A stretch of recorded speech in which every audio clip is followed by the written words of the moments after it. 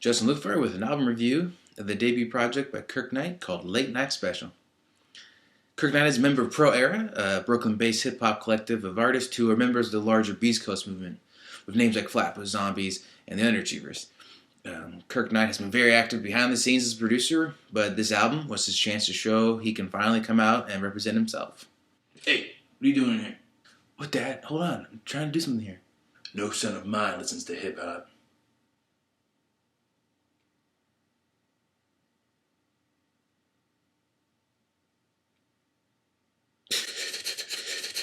Entitled Late Night Special, Kirk Knight's debut album intends to show his versatility as an artist by showing his varied musical influences. He's combining ethereal synth pads, trap drum beats, and jazz samples. Kirk Knight pulls all this from artists like the Fugees, Drake, and Kid Cudi to create something which is very uniquely Kirk Knight. Probably because he has his finger in so many other artists' material. His sound clearly represents what the Beast Coast movement has to offer in terms of creative musical material coming out of Brooklyn's hip-hop scene. Kirk Knight finds a way to use his talents as a producer to include electronic samples, distorted vocals, and repetitive beats to create a collection of trap bangers and chill lounge music. Late Night Special is an attempt to create a line of thought that Kirk Knight has entered the scene running and won't slow down. He's created all the opportunities and talent he currently has, and he pulls from his upbringing in Brooklyn to contemplate the reality of losing so many friends from street violence and still found a way to succeed. Kirk Knight starts the album off with a track designed to show his production skills. Start Running, the first track, creates the laid-back vibe he returns to often in this album. Using sweeping string pads, a collection of samples, all layered over a very clean beat. Even the snare doesn't bleed over. Kirk Knight lets the listener know immediately he knows his way around a soundboard. Heaven is For Real, the second track, creatively uses the bass line as the bass drum and then pairing it with like a trance pad background, but still finds a way to create like a Mos Def feel. It's very interesting. And his choice for the soulful women's voice in the background kind of brings in that Fugees vibe. Once again, the following track is a completely different musical environment. Brokeland uses a crazy percussive string sound to give a simple, aggressive background for the vocals that are heavily laced in treble, all with cop sound effects in the background to design the Brooklyn environment. 5 Minutes is a very heavily sampled track with a repetitive distorted flute synth, giving a lot of room for the lyrics. And of course, if you're a producer, you have to know how to make trap music, right? So ask yourself, how heavy a bass line can you create? And being as talented of a producer as Kirk Knight is, he chose a very high pitch collection for the orchestral track, but then leaves the middle like completely bare, which then allows the bass line to sound twice as heavy. And not to be outdone, Kirk Knight moves on to a Drake influence like jazzy guitar track, One Night, which includes pitch-corrected singing vocals and an R&B beat slowing down the music to woo the women listening. But this is where Kirk Knight decides to stay, with the majority of the remaining tracks being the straight Kid Cudi world. He uses the first half of the album to prove his production talent, and then decides he better focus on the ladies a little bit, in the second half. I mean, like, who doesn't like to sing to the ladies? The ladies.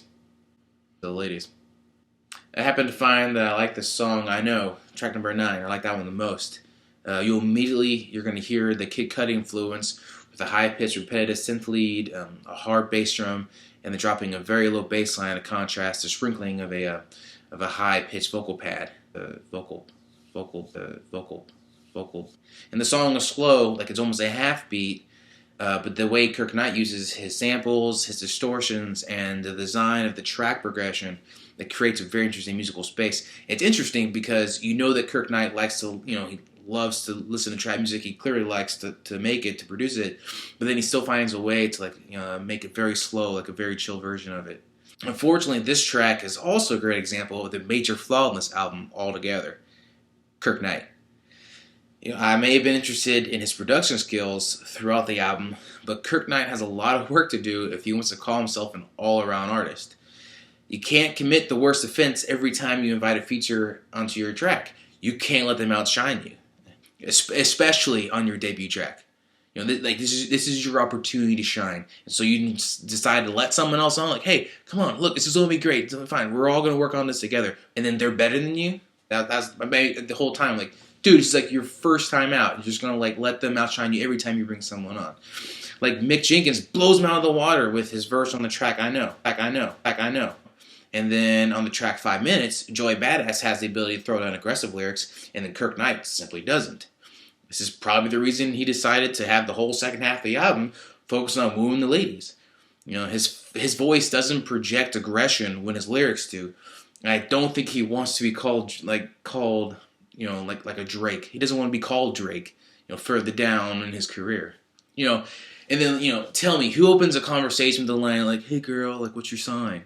Like the track Scorpio, it's supposed to be him convincing a girl to give it up for him, that she should scream his name in vain. But dude, like, don't discuss your astrological sign with her. Like, it's gonna get you nowhere. Like, no matter how much you sing, it doesn't matter. Like, "Hey girl, what's your sign? Hey girl, what's your sign?" Like, it's not gonna help you out. Like, hey girl, what's up? Uh-oh, you just fell in love with a Scorpio. You don't even know what's gonna happen to you. Hey girl, man, you just fell in love with a Scorpio. You got it bad. This is not gonna. Hey girl, what's your sign? I'm a Scorpio. We're gonna match really well. Hey girl, I'm a Scorpio. Are you a Virgo? It's just like, oh, you're gonna get it bad because you and me, like, we're gonna mesh real good. Mesh. We'll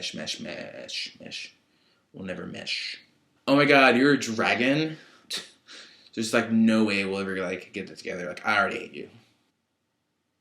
you. Every song on this album is just simply lacking in lyrics. Kirk Knight found a way to interest me musically, but then lyrically he just like left me like just standing there.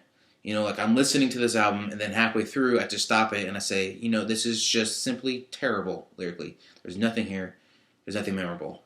Which is crazy because he talks on, focuses on some very interesting points, like how the more alive he feels, the more he thinks about his dead friends. Like, okay, great, that's a good idea, but then it just comes across like it's uninspired because you have nothing, to back. Like, you're not giving me any emotion behind it. I give this album a 5 out of 10 because half of what I wanted from Kirk Knight wasn't there. He relied too heavily on his production value rather than creating a story from front to back for me to follow.